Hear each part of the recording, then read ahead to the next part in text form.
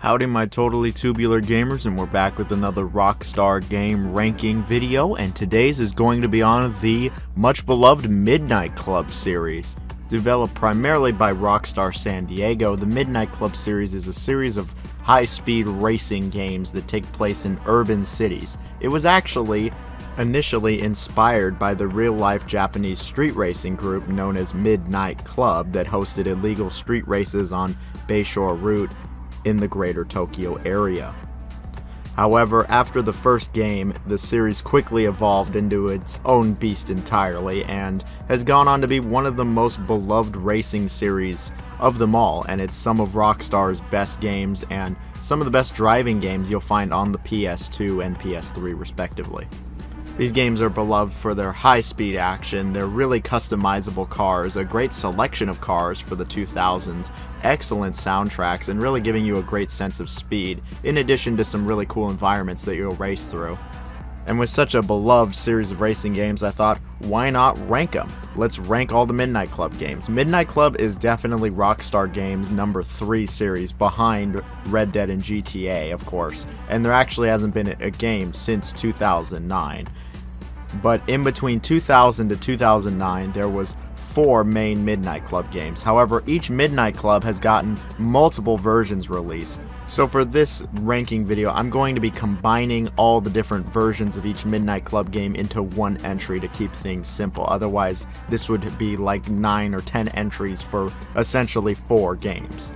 When it comes to my relationship with Midnight Club, I did not play these games growing up or back in the day. I played them all over the last year or so I don't have any fond memories with them or anything, so it'll be pretty unbiased here in that aspect. We're going to be ranking these games based on their sense of speed, their locations, how customizable the cars are, how much fun I had, how rubber bandy the AI. We're kind of just looking at everything here.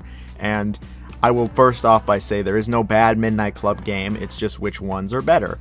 And so what do I think is the worst, air quotes, of the Midnight Club games? Oh yeah, don't forget to share, like, sub, and comment your favorite Midnight Club. I think the weakest of the Midnight Club games is the original Midnight Club Street Racing, released on the PS2 back in 2000. While it was a launch title for the PS2 and it did set the stage for the later Midnight Club games, I really do think that the other Midnight Club games just totally blow this game out of the water, and I don't think it's aged all that gracefully. The plot, if you can even call it that, was as basic as it gets. It's just about a bunch of urban street racers known as the Midnight Club who race for pride, power, and glory. The main gameplay loop is actually incredibly basic. You really just drive around this kind of open area and look for other people to race. They're marked on your map, you drive up to them, you flash your lights or honk, and then, yeah, you just end up racing them, and that's the whole game. It's just a series of races. Sometimes you race one person at a time, sometimes you race 5 people at a time. There's really not all that much to it. You just race, and you get new cars as you race, and eventually you go through a couple different locations, and you do the same thing at all those locations. You just race. The driving in this game is alright. I mean, it gets totally blown away by the other Midnight Club games, but this is serviceable, it's fine enough. The physics, I will say, are kind of wonky. It can feel a bit clunky sometimes when you're doing like big turns, and the physics overall can be just kind of questionable. And then on the topic of questionable, we have the AI, which has plenty of rubber banding and can also be kind of questionable, where it just magically catches up to you at the very end. But the driving seemed fine enough, the presentation was alright, also everything looked decent enough. The music sadly is just totally forgettable. I couldn't even tell you any of the music in this game, and I thought the frame rate was also kind of suspicious. It did drop sometimes when things were getting a little crazy, and yeah, Midnight Club 1 is pretty alright. It's pretty short. I beat it in one night, maybe like 4 or so hours, and I mean, it was the one that started the series, but nowadays I can't really recommend anybody come back to it. I mean, you can get it dirt cheap, but you might as well just play the other Midnight Club games. And in the number 3 spot, we have Midnight Club 2. Now, Midnight Club 2, I think, is actually a pretty big improvement on Midnight Club 1. Rockstar really knew what they wanted to do with the series and made some well-needed refinements to just about everything. The plot is basically exactly the same as the first game, where you're just racing a bunch of elite racers around a couple cities, this being LA, Paris, and Tokyo, but it does have some fun characters thrown in there, and the voice acting is pretty cheesy and pretty silly for the time. but the general gameplay has been refined by quite a bit. Yes, the main gameplay hook is you drive around an open area, honk or flash your lights at people and race them, but it has been improved in a number of different ways. First off, the worlds, the open worlds that you actually drive around in, are much better than the first game. The first game had very flat, boring maps. This game, not like that at all. These maps have a ton of detail, there's a bunch of shortcuts, alleyways, slopes, declines, and there's just a lot more to these maps that make the racing a lot more interesting. There's also more than just like one racing type. There's a bunch of different racing types to make different types of events. Sometimes all the checkpoints you have to race to are not in order, so you have to drive around the map and try to figure out what the fastest route is, and that can lead to some crazy experimentation. The cars control great. The controls are just great in general. The cars feel a lot better. They're super light. They can turn on a dime, and it really fits the Midnight Club aesthetic. It is super arcadey. I mean, you can even control the cars in midair, and it introduced a few of the Midnight Club techniques that would become a staple of the series. The game also introduced bikes, and there is hang time. I never really use these bikes because I just crash my car too damn much. You're going so fast in this game. And speaking of going fast, by the end of this game, you are going blistering fast, and this game actually gets really freaking difficult. Like, I was kind of shocked with how difficult Midnight Club 2 gets. I was like, holy shit, I've been on this race for like 45 minutes. This is hella hard. I'm not this awful at the game. Like, the AI are stupid good. There's tons of cars in the way. The vans, the minivans, they always get in your fucking way, and you just hate the minivans. No, Midnight Club 2 is not messing around. It is actually a very difficult game. One thing that wasn't totally improved from the first game is the customization. I think it's pretty lacking and very basic in Midnight Club 2. It's like you can change the color. Cool. I will say the music, though, the music is pretty great in Midnight Club 2. I would say it's a solid improvement from Midnight Club 1. That's really all I can say about Midnight Club 2 in general. Is just it's a very nice improvement on the first game, and I can actually recommend it.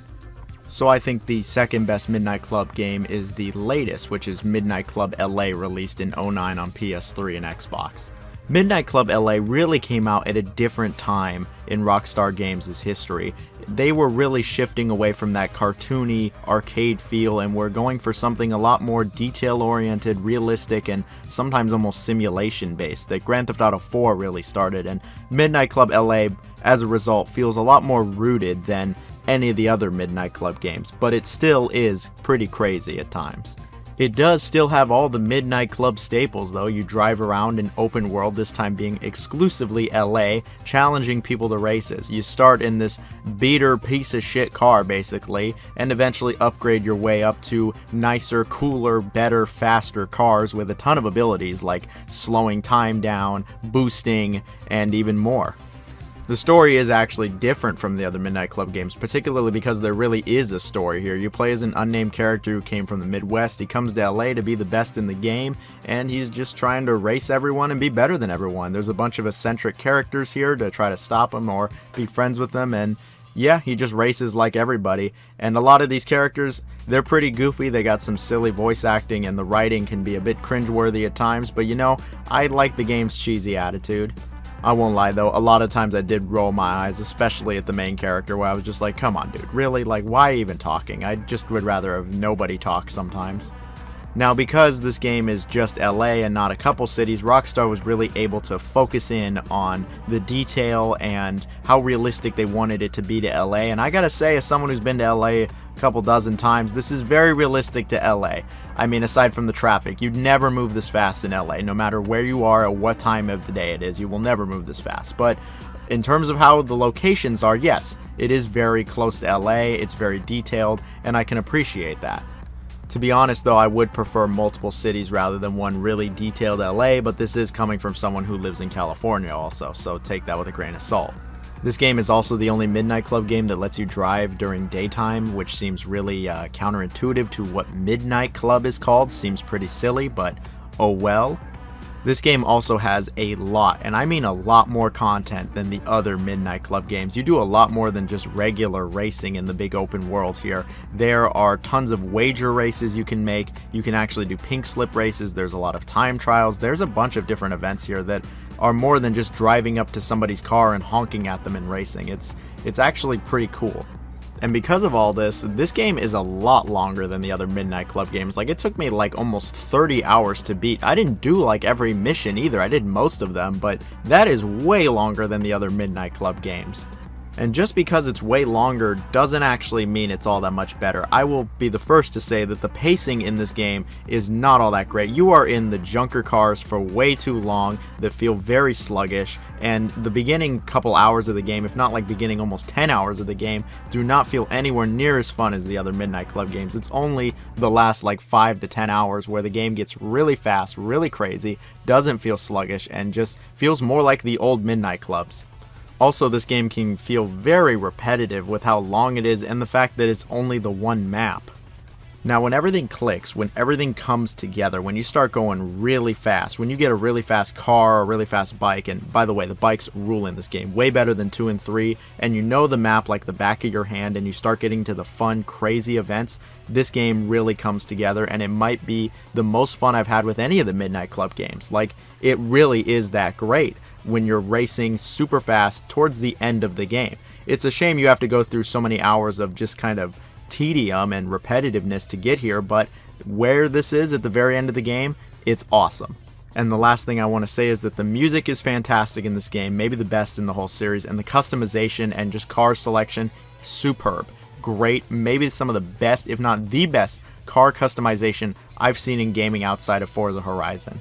Despite Midnight Club LA's flaws, I still think it is a great game. It is one of the best Midnight Club games, and it is just barely not my favorite Midnight Club game. We're talking just barely. I have no problem recommending it, and you can play it on modern Xbox consoles, so there's that also.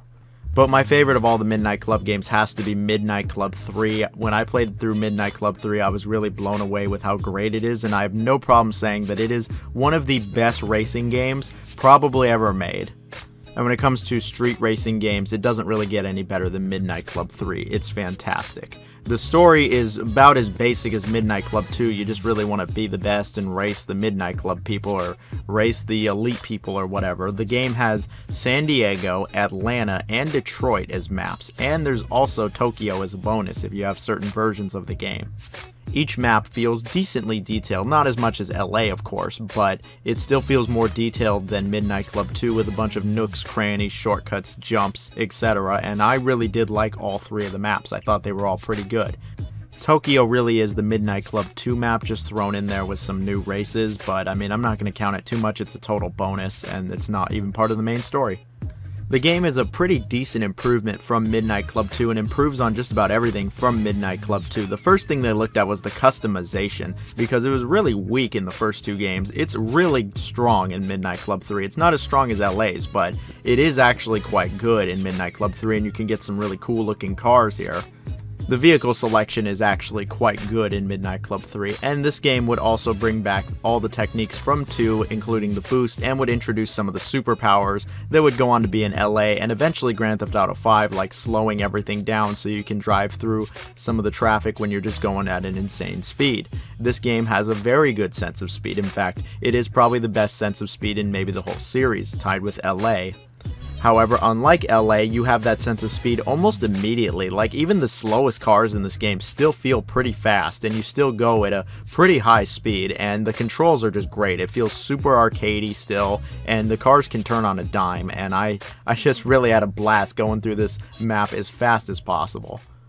There's a lot more variety in the racing as well. There's different types of racing. There's a bunch of side races you can do, side bets you can do. You can make a bunch of money from doing these. The game is probably almost twice as long as Midnight Club 2, and really it's as long as you want it to be, and it doesn't go on too long either since a lot of it is optional. And while the game does get challenging, in fact near the end it gets very challenging, I don't think it gets to Midnight Club 2's level, and I don't think the AI cheat as bad as they did in 2. The rubber banding isn't as crazy and ridiculous here. And the presentation is also very strong. It looks quite a bit better than Midnight Club 2. And it is cool that they tried to add in weather effects like fog and rain, but unfortunately the rain just kills the frame rate in this game, and it makes it way harder when you're driving in the rain. Something about Rockstar games and rain, I swear, they just can't get it right, any of these games. Then the soundtrack, yeah, the soundtrack is pretty fantastic. It's probably tied with LA for me in terms of which one I like more, but I do love that main theme. Cars real big, house real big, all that stuff. That one's Big, that's a good one. But Midnight Club 3, you really can't go wrong with it. It's probably one of the most beloved Rockstar games, and it's a great racing game because it just does everything right that it should. It's fast, it's got a lot of customization, it's fun, it's engaging, it's challenging, the maps are well designed, everything's got a good attention to detail, the cars are great, like, it's all there. It's everything you'd want in a racing game, and it's one of my favorite racing games ever. LA's great, 3's my favorite. And I'd love to know what everyone else's favorite is, because that's it for this video. That's it for the Midnight Club ranking video. So if you enjoyed the video, please like, share, sub, comment your favorite Midnight Club. I hope everyone has a great Christmas, New Year's, all that good stuff. We all love Midnight Club. I'm sure I speak for everybody when I say we want Midnight Club to return. No more GTA Online. Please bring Midnight Club back. Something Midnight Club. That'd be great. We would appreciate it. Anyway, see you later. Comment bricks if you made it to this part.